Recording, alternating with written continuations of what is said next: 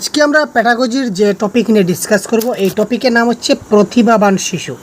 আমরা প্রত্যেক সিটেট পরীক্ষায় আমরা গিফটেড বা ট্যালেন্টেড চাইল্ড বা বাংলায় বলতে প্রতিভাবান শিশু থেকে আমরা কিন্তু প্রশ্ন পাই। এটা আপনার বেঙ্গলি প্যাডাগজি হোক কিংবা চাইল্ড ডেভেলপমেন্ট প্যাডাগজি হোক বা আপনার ইংলিশ ল্যাঙ্গুয়েজ হোক, এই তিনোটার ক্ষেত্রে কিন্তু এই টপিক থেকে আপনাদের কিন্তু প্রশ্ন আসতে দেখা যায়। সুতরাং আজকের ক্লাসটা শেষ পর্যন্ত অবশ্যই মনোযোগ সহকারে দেখবেন। আমি যতটুকু একদম ডিটেলস আলোচনা করার চেষ্টা করব। তো আশা করি আজকের ক্লাস দেখার পর প্রতিভাবান শিশু থেকে যে কোনো প্রশ্ন যদি আপনার আসে তাহলে আপনি 100% কনফার্ম করতে পারবেন। তাহলে চলুন দেরি না করে আমরা সরাসরি চলে যাই। দেখুন, প্রতিভাবান শিশু বলতে কী বোঝা যায়?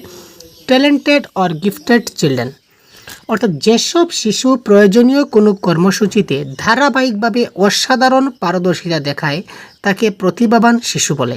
অর্থাৎ যে সকল শিশুকে হচ্ছে প্রয়োজনীয় কোনো কর্মসূচিতে ধারাবাহিকভাবে, মানে ধারাবাহিক মানে কি কন্টিনিউয়াস, একটা কন্টিনিউয়াস প্রসেসে তারা যখন অসাধারণ পারদর্শিতা দেখাবে, কন্টিনিউয়াসলি পারদর্শিতা যখন দেখাবে, তখন এইসব শিশুদেরকে আমরা কি বলবো?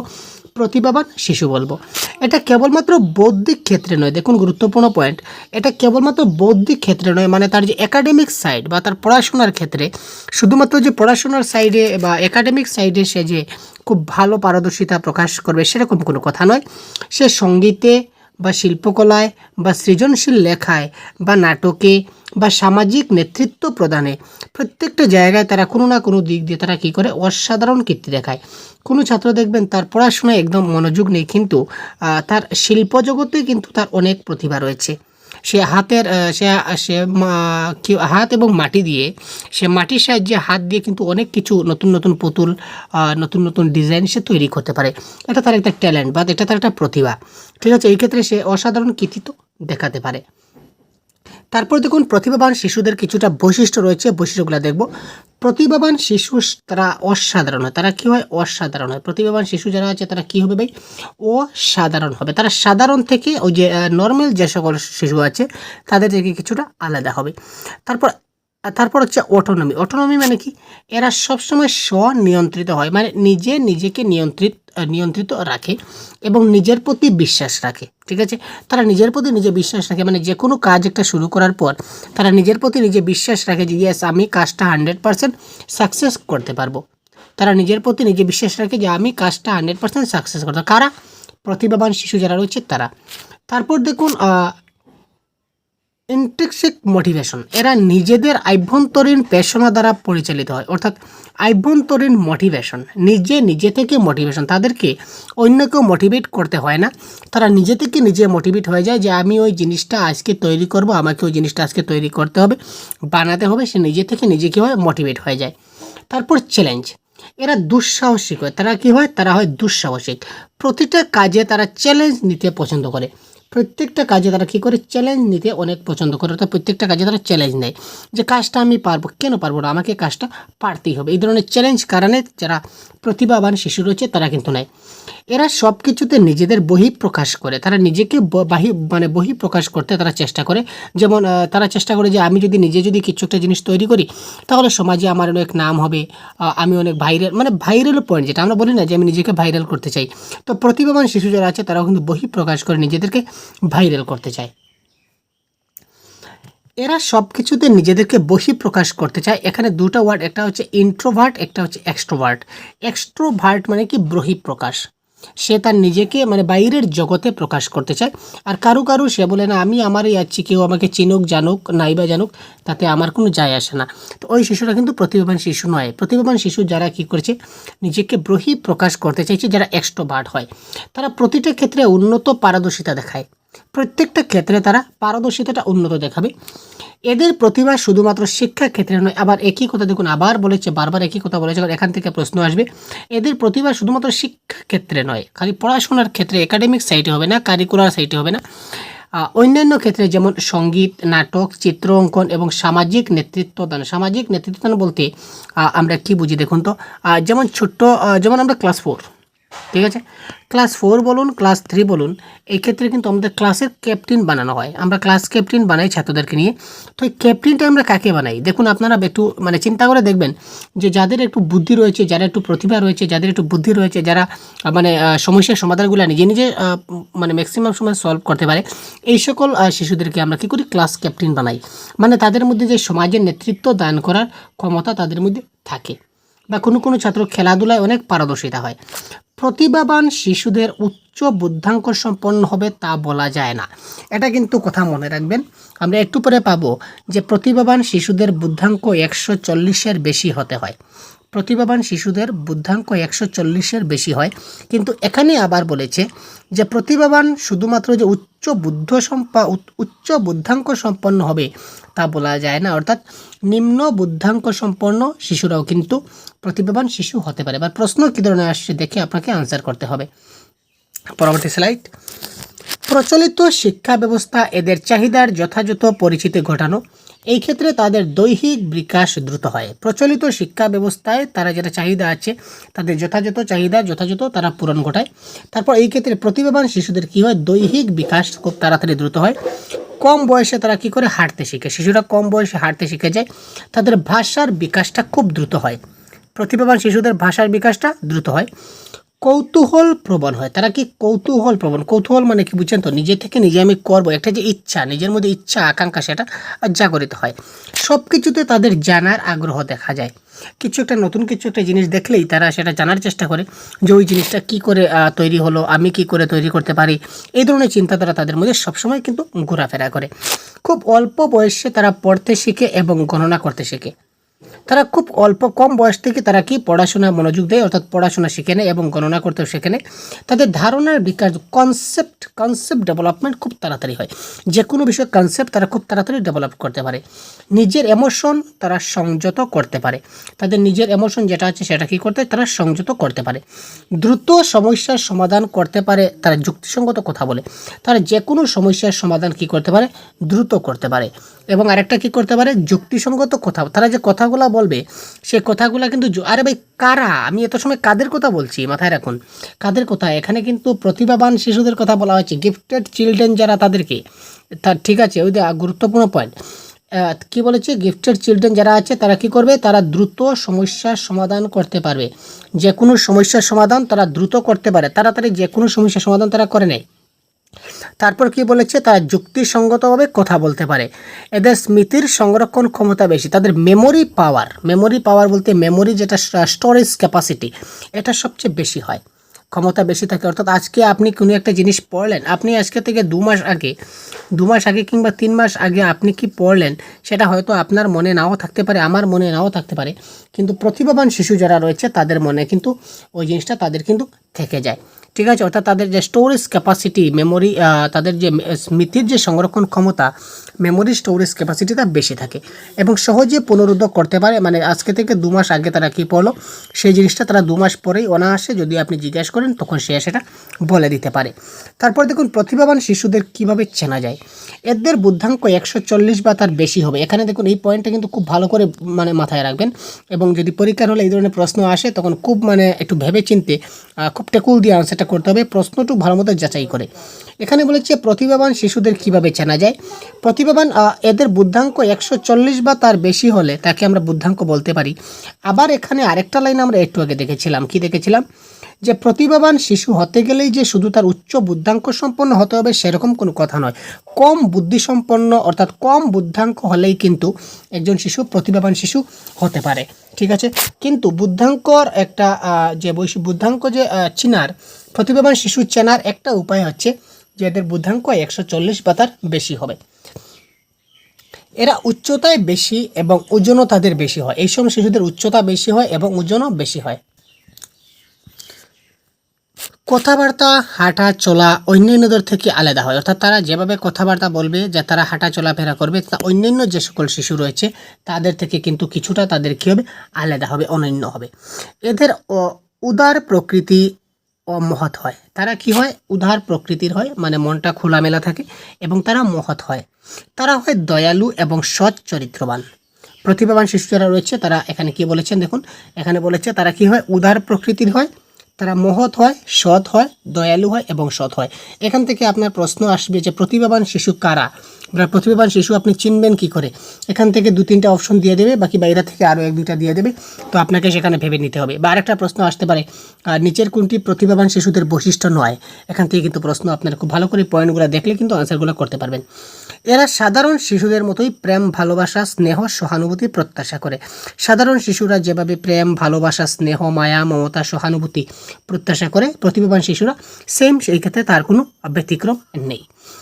এদের মনোযোগের বিস্তার, মনোনিবেশের ক্ষমতা, বেশি করার ক্ষমতা, আত্মবিশ্বাস সাধারণ শিশুদের থেকে বেশি দেখা যায়।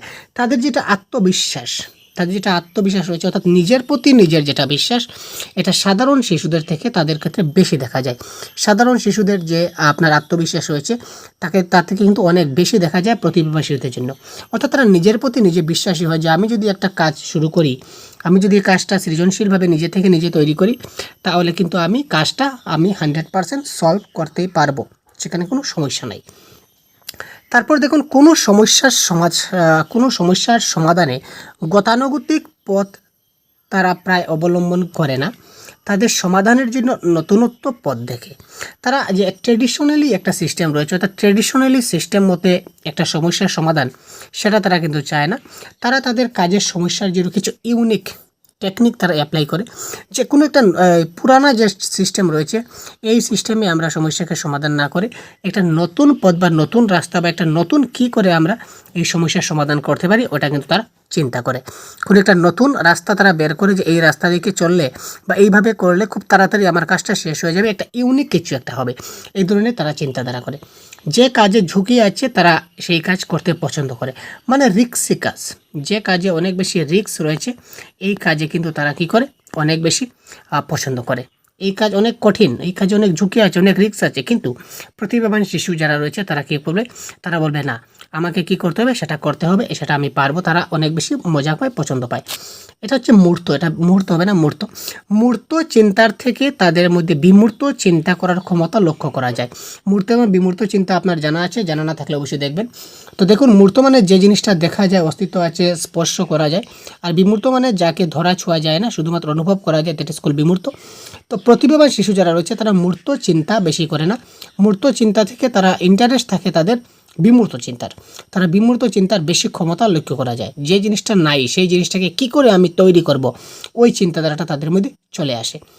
ভাষা ব্যবহারের ক্ষমতা সাধারণ শিশুদের থেকে তাদের উন্নত। ভাষা ব্যবহারের যে ক্ষমতা রয়েছে তারা সেই ক্ষমতাটা অন্যান্য শিশুদের থেকে কি থাকে, তাদের উন্নত থাকে। কাদের? প্রতিভাবান শিশুদের রয়েছে তাদের। এবার দেখুন, প্রতিভাবান শিশুদের জন্য শিক্ষা ব্যবস্থা।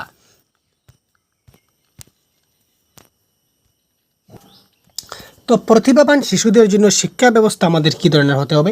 এই ক্ষেত্রে দেখুন, ডাবল প্রমোশন তাদেরকে একটা প্রথা রয়েছে, ডাবল প্রমোশন, বা আমরা বলতে পারি তাকে অ্যাসিলারেশন।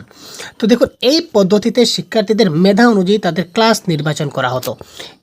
এই যে ডাবল প্রমোশনের ক্ষেত্রে কি রয়েছে, তার মেরিট রয়েছে বা ডিমেরিট রয়েছে।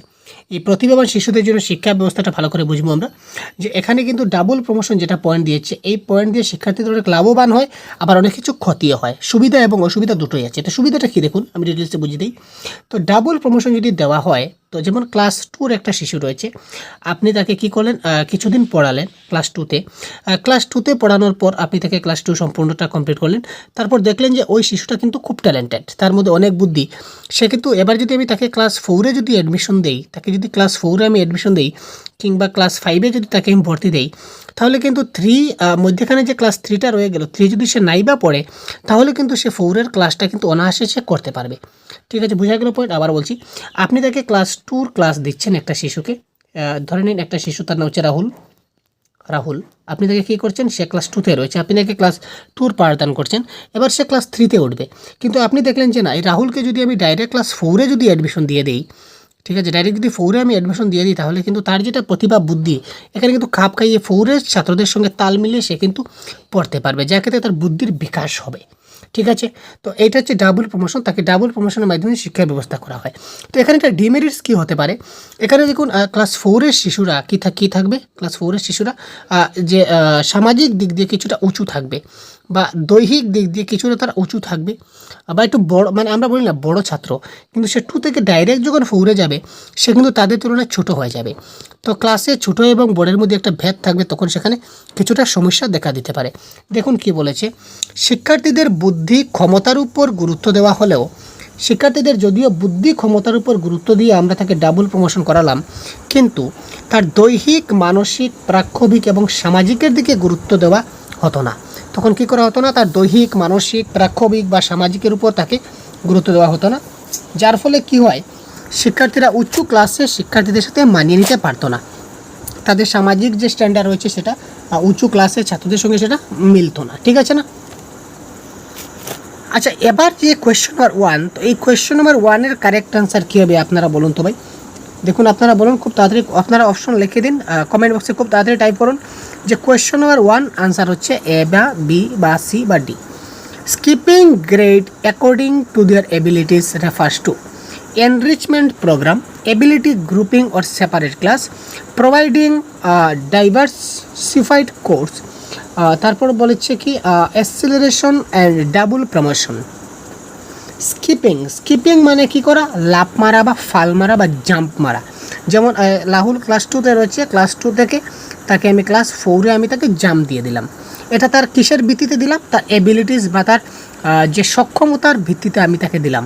তো এটাকে আমরা কি বলবো, এটাকে আমরা এনরিচমেন্ট প্রোগ্রাম বলবো, নাকি এবিলিটি গ্রুপিং বলবো, নাকি প্রোভাইডিং ডাইভার্সিফাইড কোর্স বলবো, না ডাবল প্রমোশন বলবো? তো দেখুন এইমাত্র আমরা কনসেপ্টে আলোচনা করেছি, এটা কারেক্ট আনসার কি হবে, ডাবল প্রমোশন। ঠিক আছে, এবার দেখুন গ্রুপিং পদ্ধতি, আরেকটা পদ্ধতিতে মেধাবী শিশুদের শিক্ষাদান করা হয়। তো গ্রুপিং পদ্ধতিতে উচ্চ মেধাসম্পন্ন শিক্ষার্থীদেরকে নিয়ে আলাদাভাবে গ্রুপ করা হয়। যারা উচ্চ মেধাসম্পন্ন, যেমন আপনার ক্লাসে একটি ক্লাসে ধরে নিন 80 জন ছাত্র রয়েছে, এস ফর এক্সাম্পল একটি আপনার ক্লাস 5-এ 80 জন ছাত্র রয়েছে, তার মধ্যে 10 জন বা 15 জন আপনি দেখলেন যে তারা একটু হাইলি ট্যালেন্টেড পারসন বা গিফটেড চিলড্রেন বলতে পারি, উচ্চ মেধাবী সম্পন্ন বা প্রতিভাবান শিশু। তো আপনি কী করলেন, এই 15 জনকে নিয়ে আপনি এক্সট্রা ক্লাস করলেন এই 80 জন থেকে বাদ দিয়ে, আপনি বাকি 65 জনকে আপনি এক রকমের ক্লাস দিচ্ছেন, আর বাকি 15 জনকে আপনি আরও স্পেশাল আরও ভালো ক্লাস দিচ্ছেন। কেন ভালো ক্লাস দিচ্ছেন, কারণ তারা প্রতিভাবান শিশু, তাদেরকে যদি আরও ভালো ক্লাস দিই তাহলে তারা ভালো আরও কিছু শিখতে পারবে। বিশেষ প্রশিক্ষণপ্রাপ্ত শিক্ষক দ্বারা তাদেরকে আলাদাভাবে শিক্ষার ব্যবস্থা করা হয়। বিশেষ প্রশিক্ষণপ্রাপ্ত শিক্ষক দ্বারা তাদেরকে আলাদাভাবে শিক্ষার ব্যবস্থা করা হয়, যার ফলে শিক্ষার্থীদের মধ্যে প্রতিযোগিতার যেটা মনোভাব সেটা বৃদ্ধি পায়। ঠিক আছে, বিশেষ প্রশিক্ষণপ্রাপ্ত শিক্ষক দ্বারা তাদেরকে আলাদাভাবে শিক্ষার ব্যবস্থা করা হয়, যার ফলে কি হয়, শিক্ষার্থীদের মধ্যে প্রতিযোগিতার যেটা মনোভাব, কম্পিটিশনের মনোভাবটা বৃদ্ধি পায়। অপরদিকে এখানে একটা সমস্যা দেখা যায়, কি হয়, তারা সাধারণ শিশুদের থেকে আলাদা হয়ে যায়। দেখুন তাদেরকে শিক্ষক মশাই যখন আলাদাভাবে শিক্ষা দিচ্ছেন, তখন সাধারণ যে এখানে 65 স্টুডেন্টরা পড়ে থাকলো, তাদের সঙ্গে কিন্তু সামাজিক মেলামেশা থেকে তারা বঞ্চিত। তার পরবর্তী সময়ে তারা কিন্তু তাদের সমস্যা সম্বন্ধে বা এই সমাজের তাদের সমস্যা মানে কি, সেটা সমাজের সমস্যা, তো সেই সমাজের সমস্যা বা তাদের সমস্যা সম্বন্ধে তারা ওয়াকিবহাল থাকে না। অপরদিকে তারা সাধারণ শিশুদের থেকে আলাদা হয়ে যায়, যার ফলে পরবর্তী সময়ে তারা তাদেরকে নেতৃত্ব দিতে পারে না। তো এখানে গ্রুপিংয়ের ক্ষেত্রেও পজিটিভ নেগেটিভ দুইটা সাইড রয়েছে। ঠিক আছে, আগে যেটা বললাম ডাবল প্রমোশন, এখানেও কিন্তু পজিটিভ নেগেটিভ দুটো সাইড রয়েছে, তাই না? তো গ্রুপিং পদ্ধতি আলাদাভাবে ক্লাস দেওয়ার সুবিধা এবং অসুবিধা আরও ডিটেলসে আমি বলি। যেমন আপনার ক্লাসে যে 10 জন ছাত্র রয়েছে, আপনি আপনার ক্লাসে টোটাল ধরুন 80 জন ছাত্র, ঠিক আছে, 80 জন ছাত্র, আপনি 10 জন হচ্ছে কি আপনার প্রতিভাবান শিশু, আর বাকি আপনার যে 70 জন রয়েছে তারা কিন্তু সাধারণ ছাত্র। তো আপনি এবার ক্লাস 2 এর ক্ষেত্রে বলছি, ক্লাস 2, তো ক্লাস 2 এর ক্ষেত্রে আপনি কী করছেন, সবাইকে নামতা শেখাচ্ছেন 3 একে 3, 3 2 গুণে 6, আমরা এইভাবে শেখাই। তো আপনি তাকে 3 4 এবং 5 6 এগুলো আপনি তাদের শেখাচ্ছেন সবাইকে। কিন্তু আপনি যে 10 জন গিফটেড চিলড্রেন দেখলেন, আপনি দেখলেন যে না, তারা তো 10 পর্যন্ত অলরেডি তারা শিখে গেছে, তারা তো 10 পর্যন্ত পারে। তো এবার 10 পর্যন্ত তারা পারে, তাদের ক্ষেত্রে কিন্তু আপনি যদি তাদেরকে 11 12 13 14 এই আপনি যদি অ্যাডভান্সে যদি নামতাগুলো না শেখান, তাহলে তারা কিন্তু এই সবার সঙ্গে তারা যদি পড়ে, তো এখানে কিন্তু 3 4 5 6 তারা অলরেডি শিখে গেছে।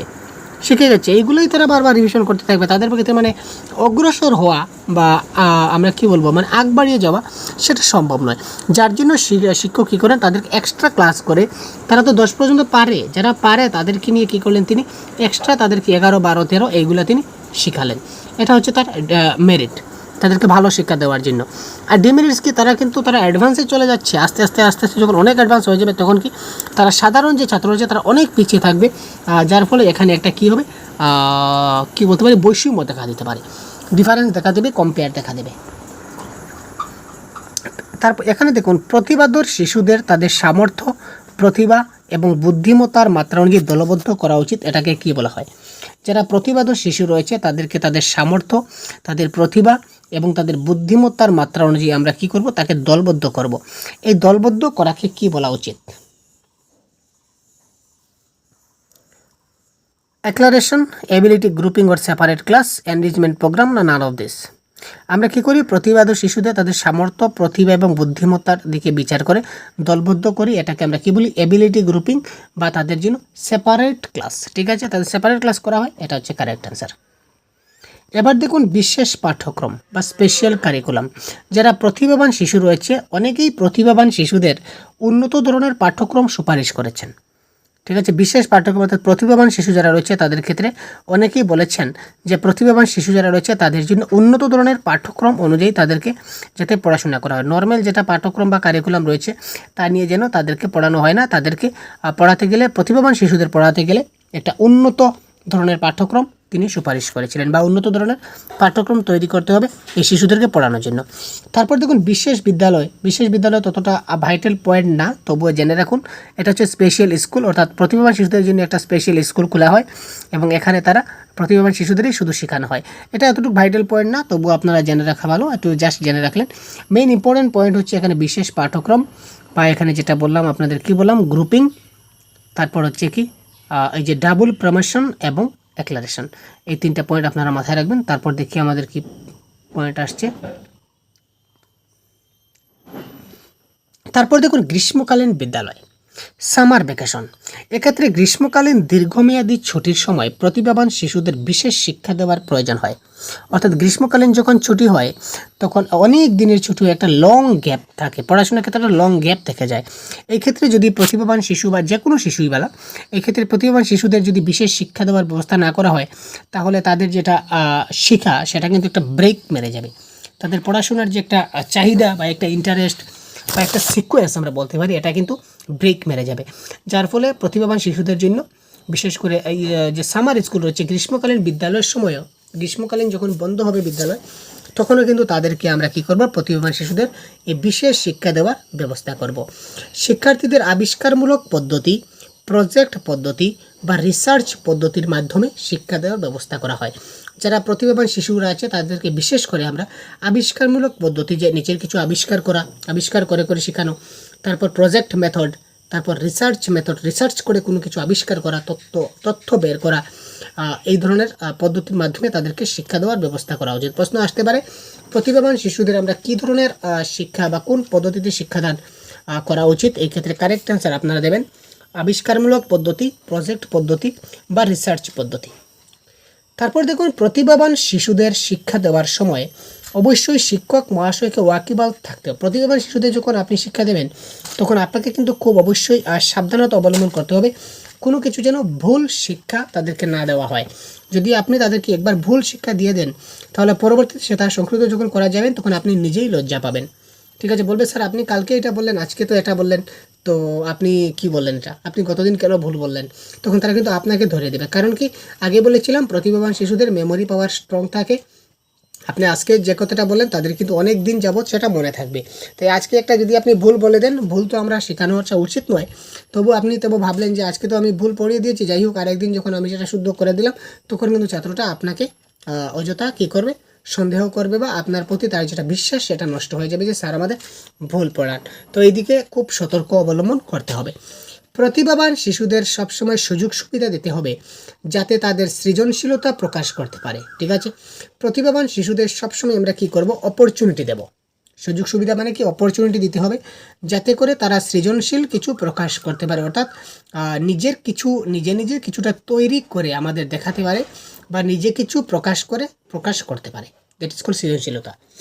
তো প্রতিভাবান শিশুদের জন্য শিক্ষকের কর্তব্য কিছু রয়েছে। শিক্ষকের কর্তব্যগুলো কি আমরা দেখি। শিক্ষার্থীর সুপ্ত গুণাবলী, শিক্ষাগত পারদর্শিতা, আগ্রহ, দৃষ্টিভঙ্গি সম্পর্কে অধিক তথ্য সংগ্রহ করতে হবে। শিক্ষার্থী যে সুপ্ত গুণাবলীগুলো রয়েছে, তার শিক্ষাগত পারদর্শিতাগুলো রয়েছে, তার কোন কোন দিক দিয়ে তার আগ্রহ রয়েছে, কোন কোন পয়েন্টে তার আগ্রহ ইন্টারেস্ট রয়েছে, তার পড়াশোনার ক্ষেত্রে ইন্টারেস্ট রয়েছে না, খেলার প্রতি ইন্টারেস্ট রয়েছে না, গানের প্রতি ইন্টারেস্ট রয়েছে না, নাটকের প্রতি ইন্টারেস্ট রয়েছে, এই জিনিসগুলো একজন শিক্ষক খুব ভালো করে আগে থেকে ডাটাগুলো কালেকশন করে রাখতে হবে। তিনি কেবলমাত্র শিক্ষার্থীর জ্ঞান অর্জনের উপর গুরুত্ব দেবেন না। একজন শিক্ষক কী করবেন না, তিনি কেবলমাত্র, আমি আগে বলেছিলাম, কেবলমাত্র জ্ঞান অর্জন, একাডেমিক পার্টে শুধুমাত্র জ্ঞান দেবেন না, জ্ঞান অর্জনের ক্ষেত্রে নজর রাখবেন না। তিনি তার সামাজিক নেতৃত্ব দিতে পারছে কিনা না, তার সামাজিক বিকাশ ঠিক আছে কিনা না, তার নৈতিক দিকটা কেমন আছে, এই সবগুলা দিকেই আপনাকে গুরুত্ব দিতে হবে। তারপরে এখানে কী বলেছি দেখুন, শিক্ষার্থীকে তার বিদ্যালয়ের পাঠ্যক্রমের মধ্যে সীমাবদ্ধ করালে চলবে না। শিক্ষার্থীকে তার বিদ্যালয়ের যেটা নির্দিষ্ট পাঠ্যক্রম রয়েছে, স্কুলের যেটা পাঠ্য বই রয়েছে, এই পাঠ্য বইয়ের মধ্যে সীমাবদ্ধ করলে চলবে না। তাকে বহির জগৎ সম্পর্কে জ্ঞান অর্জন করার সুযোগ করে দিতে হবে। তাকে বহির জগৎ, এখানে দেখুন একটু লুকিয়ে গেছে, আমি বলছি, এটা হচ্ছে এখানে লেখা আছে, কি লেখা আছে, তাকে বহির জগৎ সম্পর্কে, অর্থাৎ বাইরের বই, পাঠ্যপুস্তকের বাইরে গিয়েও তাকে আমাদের কি করতে হবে, কিছুটা শিক্ষা দিতে হবে। পাঠ্যপুস্তকের বাইরেও, অর্থাৎ বহির্জগৎ সম্পর্কে জ্ঞান অর্জন যাতে করতে পারে, সেই দিকে সুযোগ সুবিধা তাদেরকে করে দিতে হবে। ঠিক আছে। এই দেখুন দেওয়া আছে শিক্ষার্থীদের আবিষ্কারমূলক পদ্ধতি, আছে, যাই হোক দিলাম। তো এবার দেখুন কয়েকটি ছোটোখাটো প্রশ্ন রয়েছে, এই প্রশ্নগুলো কি আপনারা একটু জানিয়ে দিন, তারপর আমরা কাজটা শেষ করছি। দেখুন, নিচের কোন সেটটি সঠিকভাবে সেই বৈশিষ্ট্যগুলি উল্লেখ করে যেগুলি ভিত্তিতে প্রতিভাধর ছাত্ররা সাধারণত ক্লাসের অন্যান্য ছাত্র থেকে আলাদা। অর্থাৎ কি, প্রতিভাবান শিশুদের বৈশিষ্ট্য কী, এক কথায় বলতে হবে যে প্রতিভাবান শিশুদের বৈশিষ্ট্য কী, সেটা আমাদের কি এবারে জানতে হবে। বুঝার উন্নত গভীরতা, দ্রুত শেখার গতি, বুঝার জন্য অনেক নিজের উপর উচ্চ নির্ভরতা, দ্রুত শারীরিক বিকাশ।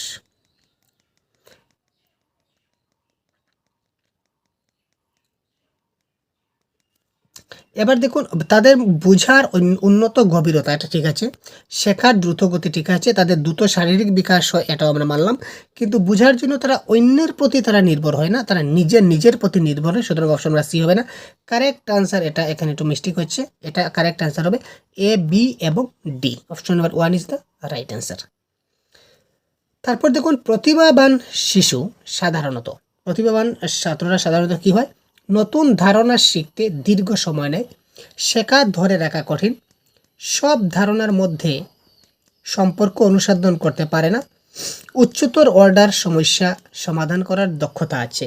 তো এখানে কারেক্ট অ্যান্সার কী হবে, কোয়েশ্চেন নাম্বার 4, তাড়াতাড়ি কমেন্ট করুন তো দেখি আপনাদের কতজনের কারেক্ট অ্যান্সার হয়। প্রতিভা সহ ছাত্ররা সাধারণত কী হয়, তারা নতুন ধারণা শিখতে সময় নেয়, মোটেই না ভাই, আমরা আগে বলেছিলাম তারা খুব তাড়াতাড়ি শিখে নিতে পারে।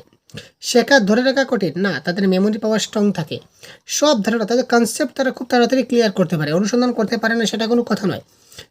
অর্থাৎ তারা হাই অর্ডার, যেগুলো মানে প্রবলেমেটিক ক্রিটিক্যাল যে সমস্যাগুলো রয়েছে, এই সমস্যা করতে পারে, সমস্যা সমাধান করতে পারে, করার দক্ষতা তাদের রয়েছে, অর্থাৎ কি তারা হাই ট্যালেন্টেড। গিফটেড চিলড্রেন, এখানে দেখুন কারেক্ট আনসার কী হবে, গিফটেড চিলড্রেন, এখানে কারেক্ট আনসার কী হবে, do not benefit from any pedagogical, ঠিক আছে, modification, should not be encourage to take up complex task as per their interest, can be always identified by high emotional maturity as compared to their peers, have specific learning needs that often get ignored in the classroom। এখানে correct answer কী হবে, দেখুন, do not benefit, আমরা gifted চিলড্রেনকে যে benefit দেব না, সেটা কী ধরনের কথা, গিফটেড চিলড্রেন ডে আমাদের সব শিশুদের বেনিফিট তো দিতে হবে, শুড নট বি এনকারেজ, তাদেরকে এনকারেজ করা যাবে না। সেটা কী ধরনের কথা? এখানে বলেছে দেখুন, can be always identified by high emotional maturity অর্থাৎ কম্পেয়ার টু দেয়ার পিয়ার্স, অর্থাৎ তাদের যেটা পেয়ার বন্ধু বান্ধব আছে তাদের সঙ্গে তুলনামূলক করলে তাদের ইমোশন ম্যাচুরিটিটা সবসময় হাই থাকে। সবসময় হাই থাকে তেমন কোনো কথা নয় ভাই, ঠিক আছে। Have specific learning needs that often get ignored in the classroom, ঠিক আছে। তো তাদের জন্য কি করা হয় ক্লাসরুমের, এখানে ইগনোর বলতে গেট ইগনোর বলতে কী বোঝানো হয়েছে, যে ক্লাসরুমের বাইরে গিয়েও তাদেরকে কি করতে হয়, প্রায় সময় কিছু স্পেসিফিক লার্নিং দেওয়ার দরকার হয়। সুতরাং option number 4 is the right answer of this question. তো আজকের ক্লাসের এই শেষ প্রশ্ন দেখুন, which of the following would constitute an adequate way of dealing with the gifted child, অর্থাৎ গিফটেড চাইল্ডের অ্যাডুকুয়েট ওয়ে কোনটি? Giving them double promotion, using them as class leader, leaving them to find things of their own interest, none of the above is adequate. এখানে correct answer কী হবে?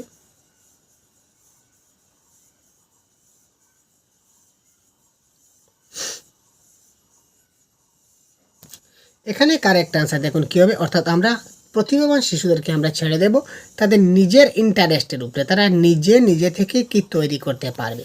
আবিষ্কার মেথডে কী বলেছে, তুমি নিজে কি তৈরি করতে পারো সেটা আমরা দেখব। সুতরাং নিজে থেকে তার নিজের প্রতি কোনটা ইন্টারেস্ট আছে সেটা খুব ভালো করে তাদেরকে দেখে নিতে হবে, ঠিক আছে। তো এই ছিল আমাদের আজকের ক্লাস, প্রতিভাবান শিশু সম্বন্ধে সম্পূর্ণ কনসেপ্ট আমরা ডিসকাস করলাম সেই আজকের ক্লাসে। তো যদি বুঝতে পারেন অবশ্যই কমেন্ট করে জানাবেন আপনাদের।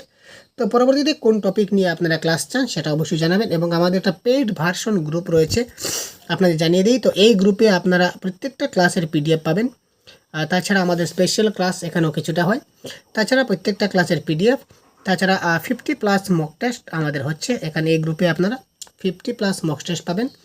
যদি আপনারা এই গ্রুপে জয়েন হতে চান, এই গ্রুপটা অ্যাক্টিভ থাকবে পরীক্ষার আগ মুহূর্ত পর্যন্ত। আপনাকে মাত্র 150 পেমেন্ট করতে হবে ওয়ান টাইম। তো 150 পেমেন্ট করলে আপনি বাংলার সম্পূর্ণ কোর্সের সিলেবাস অনুযায়ী যতগুলো ক্লাস আমরা কন্ডাক্ট করব সবগুলার পিডিএফ আপনারা পেয়ে যাবেন। অনেকগুলো পেয়ে গেছেন, ঠিক আছে ভাই, যারা জয়েন হচ্ছেন। এবং মক টেস্ট, এবার আমাদের মক টেস্টগুলো চলছে কন্টিনিউ, প্রতিদিন মক টেস্ট চলছে, আমরা মক টেস্ট নিচ্ছি। তো যারা এখনও জয়েন হবেন তারা মক টেস্টগুলো দিতে পারবেন। এখানে 50+ মক টেস্ট আমাদের প্রতিদিন টোটাল হবে পরীক্ষার আগ মুহূর্ত পর্যন্ত। তো যদি জয়েন হতে চান তাহলে 150 আপনাদের পেমেন্ট করতে হবে, ঠিক আছে। আমি একটা আমাদের অফিসিয়াল হোয়াটসঅ্যাপ নাম্বার লিখে দিচ্ছি।